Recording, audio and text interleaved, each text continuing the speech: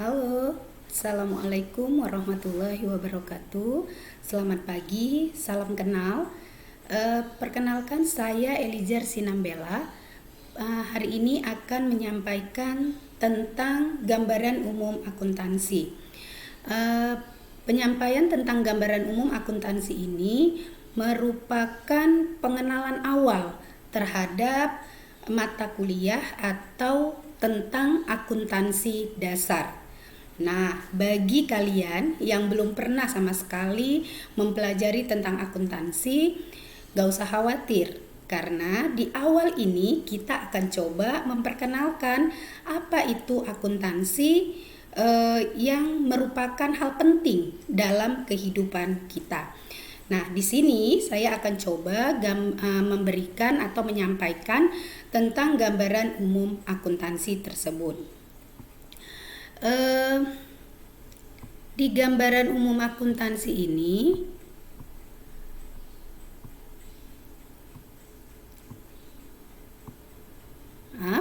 materi yang akan disampaikan itu ada beberapa hal.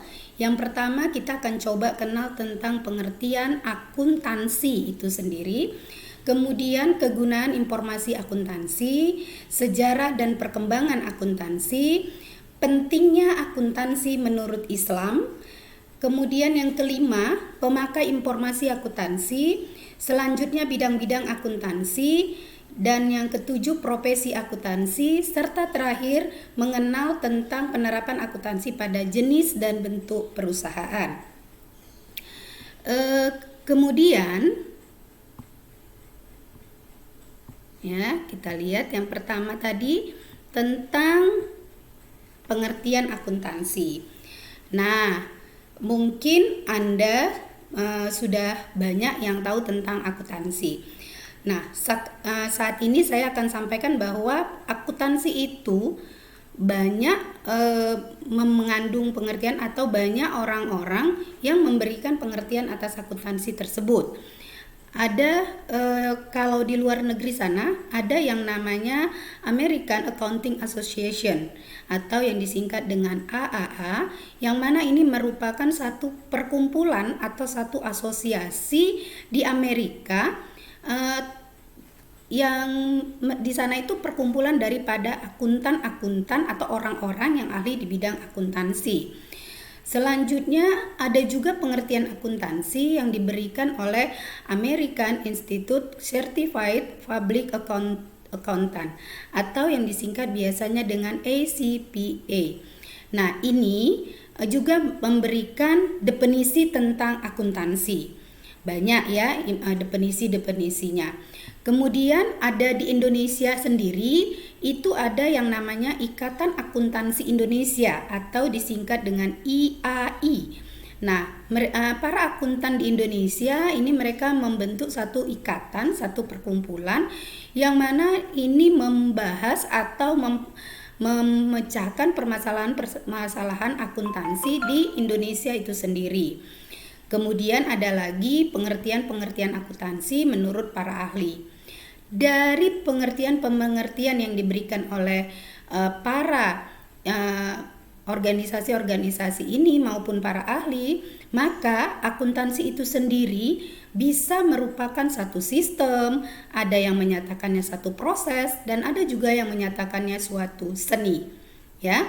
Nah, sehingga yang kita kenal saat ini menurut Ikatan Akuntan Indonesia, akuntansi itu merupakan pengidentifikasian, pencatatan, pelaporan informasi ekonomi untuk memungkinkan adanya penilaian dan keputusan-keputusan yang jelas serta tegas bagi mereka yang menggunakan informasi tersebut.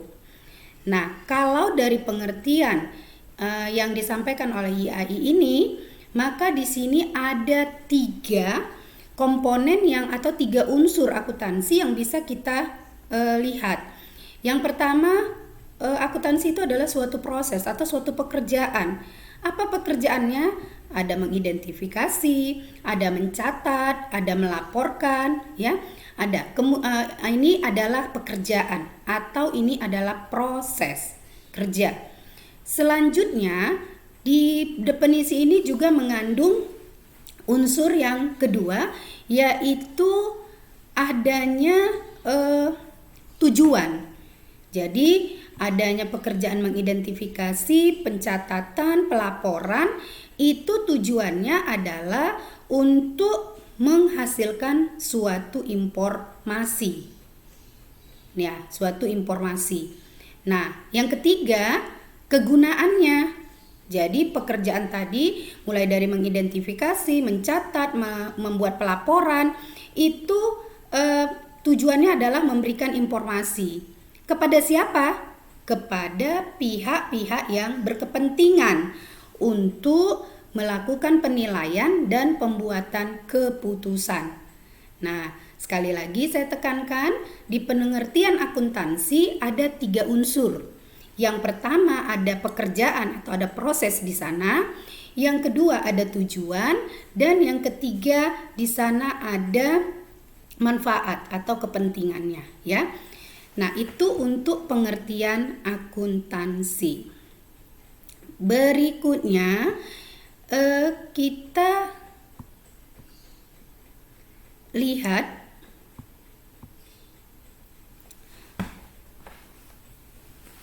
udah pengertian, maaf. Udah.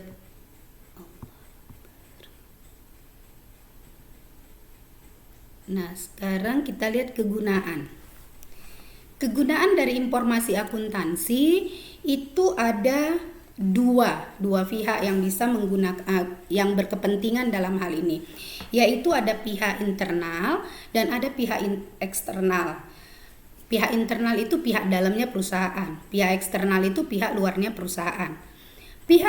Kalau pihak internal biasanya informasi akuntansi itu bisa digunakan untuk perencanaan atau membuat suatu perencanaan ke depan. Kemudian untuk pengendalian, ya, pengendalian dikontrol, ya. Jadi udah perencanaan itu kalau sudah berjalan harus ada pengendaliannya, harus ada pengontrolannya gitu. Nah, kemudian pihak internal itu juga menggunakan informasi akuntansi untuk pertanggungjawaban, ya, untuk pertanggungjawaban. Ingat, jadi ada 3 hal ini kegunaan informasi akuntansi bagi pihak internal atau pihak dalamnya perusahaan, sebagai alat perencanaan, sebagai alat pengendalian, dan sebagai alat pertanggungjawaban.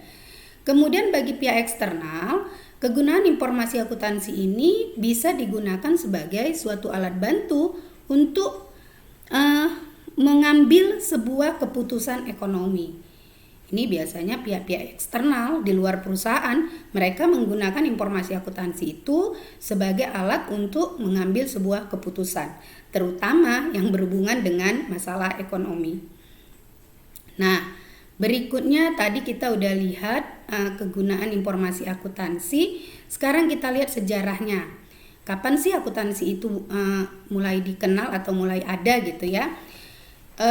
Menurut sejarah di dunia ini pada abad ke-14 itu sudah menggunakan penerapan pembukuan atau pencatatan sistem pembukuan berpasangan, ya, itu pada abad ke-14. Nanti kalian bisa baca, nggak mungkin saya jelasin di sini panjang lebar, nanti kalian bisa baca di buku-buku pengantar akuntansi lainnya. Kemudian pada abad ke-15 Luca Pacioli ini merupakan orang yang menemukan akuntansi. Nah, sekarang beliau itu dikenal sebagai Bapak Akuntansi Dunia. Ingat siapa namanya tadi? Luca Pacioli. Nah, dia dianggap sebagai penemu akuntansi. Nah, di sana dia pada abad ke-15 itu beliau Luca Pacioli ini mengeluarkan buku yang berbahasa Itali dengan judul Summa de Arithmetica Geometrica Proportioni et Proportionalita. Ini, ya. Nah, sehingga saat ini pun beliau ini dikenal sebagai Bapak Akuntansi Dunia. Di Indonesia sendiri, akuntansi itu dikenal pada abad ke-17.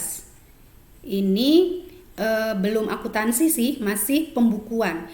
Karena di sini dibawa oleh Belanda saat itu, ya, masih menggunakan sistem pembukuan. Abad ke-19 barulah Indonesia mengenal accounting atau akuntansi. Nah, itu sejarah singkat atau perkembangan akuntansi di dunia dan di Indonesia. Selanjutnya, setelah kita tahu sejarahnya, sekarang kita coba lihat pemakai informasi itu. Ya, pemakai informasi akuntansi itu ada seperti tadi, karena dia bisa kegunaannya untuk dua pihak, maka pemakainya juga dua pihak.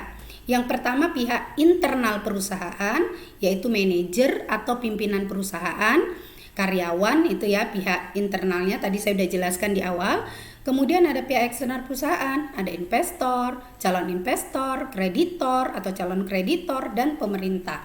Ini adalah orang-orang yang melakukan pemakaian informasi akuntansi atau pihak-pihak yang menggunakan informasi akuntansi. Sekarang kita lihat. Ini tadi sudah melihat kegunaannya, kemudian sejarahnya, pemakainya. Sekarang kita coba lihat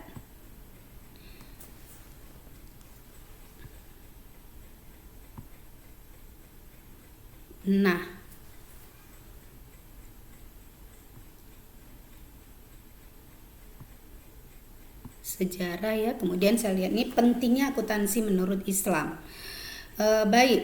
Saya di sini menyampaikan bahwa di dalam Islam itu akuntansi merupakan satu hal penting. Kenapa? Secara khusus kegunaan akuntansi itu tidak hanya sebagai pertanggungjawaban kepada manusia saja. Ya, tadi kita udah lihat bahwa salah satu kegunaan informasi akuntansi itu adalah sebagai alat pertanggungjawaban. Nah, pertanggungjawaban ini tidak hanya kepada manusia semata, tapi ini bisa dilihat dari sudut pandang agama. Artinya semua yang kita lakukan di dunia ini perlu pertanggungjawaban kepada Tuhan, ya, kepada Allah. Nah, maka akuntansi juga demikian. Kita melakukan pencatatan, kita membuat pelaporan, itu pertanggungjawabannya tidak semata-mata kepada manusia, tapi juga kepada Allah SWT. Sehingga di dalam kitab suci Al-Quran itu banyak dasar-dasar kita kenapa harus belajar akuntansi. Itu ada dijelaskan dalam Al-Quran dan hadis juga. Itu ada dijelaskan pada surat Al-Baqarah ayat 282, yang mana isinya di situ tentang harus melakukan pencatatan, harus melakukan penulisan setiap bertransaksi ekonomi. Jadi di sini tentang pentingnya menulis atau membukukan. Kemudian ada di surat An-Nisa ayat 6 dan Al-An'am ayat 62.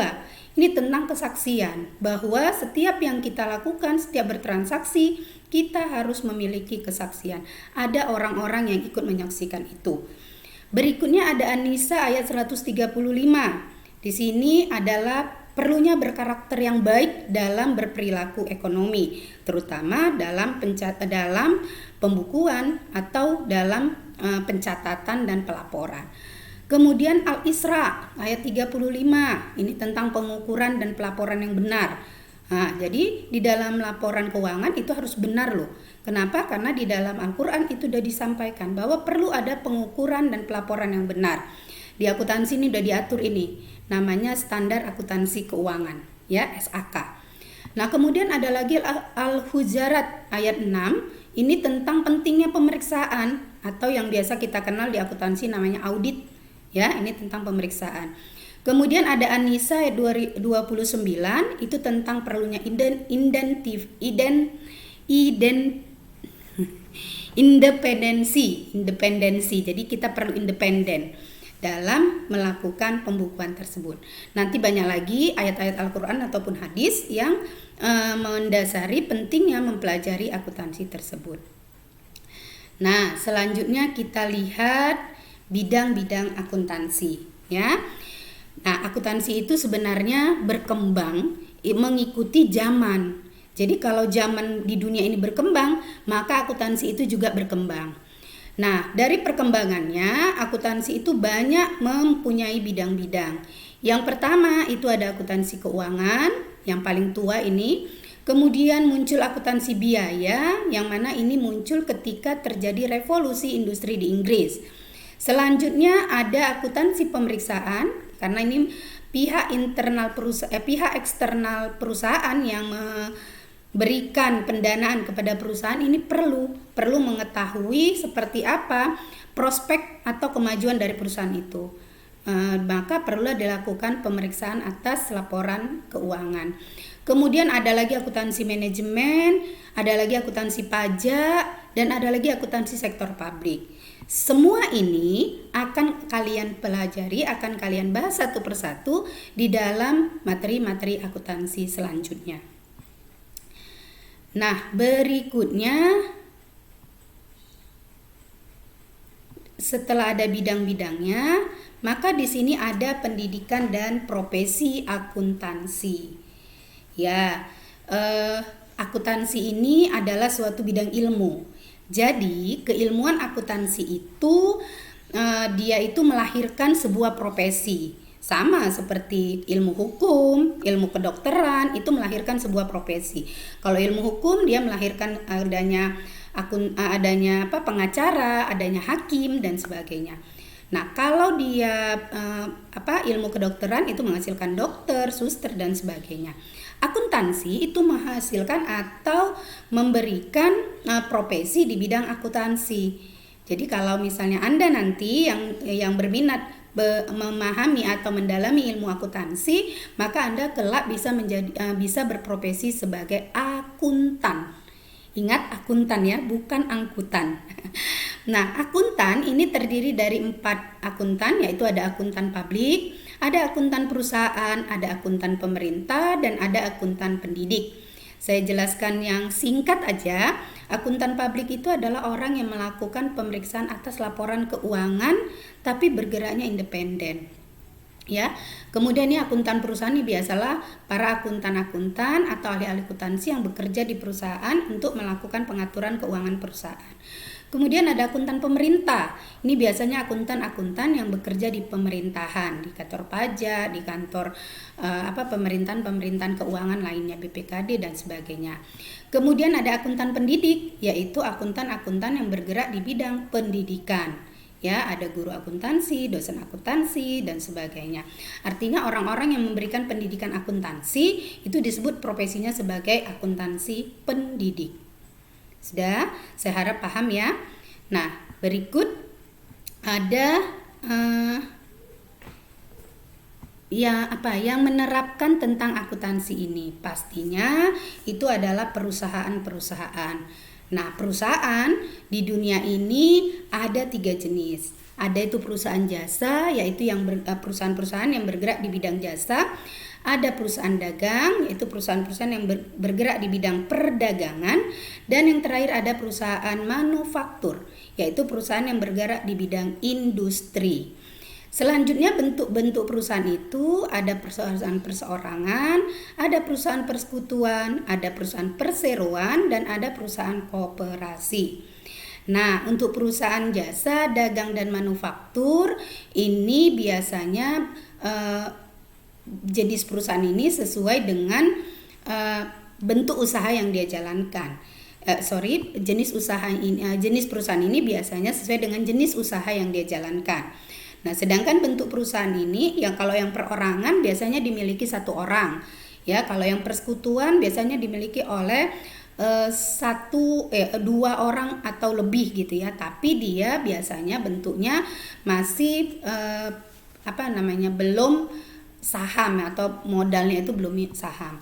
Nah, kemudian ada perseroan. Perseroan ini merupakan perusahaan yang berbentuk yang menggunakan sero atau saham di dalam dalam pendirian usahanya. Kemudian ada koperasi, ini adalah bentuk usaha biasanya nih di Indonesia sih ya, adalah bentuk usaha yang dia itu non profit motif ya. Nah, itu yang bisa saya pikir saya sampaikan untuk mengenal tentang gambaran umum akuntansi. Mulai dari tadi memahami tentang pengertian akuntansi, kemudian tadi kita sudah coba mengenal kegunaan informasi akuntansi, sejarah perkembangan akuntansi dan pentingnya akuntansi menurut Islam, pemakai informasi akuntansi, bidang-bidang akuntansi, profesi akuntansi, jenis dan bentuk perusahaan yang menerapkan akuntansi tersebut. Nah, saya pikir demikian yang bisa saya sampaikan untuk mengenal apa sebenarnya akuntansi itu. Saya berharap materi ini bisa memberi dan membuka wawasan kita semua untuk mempelajari lebih dalam tentang akuntansi. Demikian yang bisa saya sampaikan pada materi kali ini. Dengan kurang dan lebih saya mohon maaf. Assalamualaikum warahmatullahi wabarakatuh.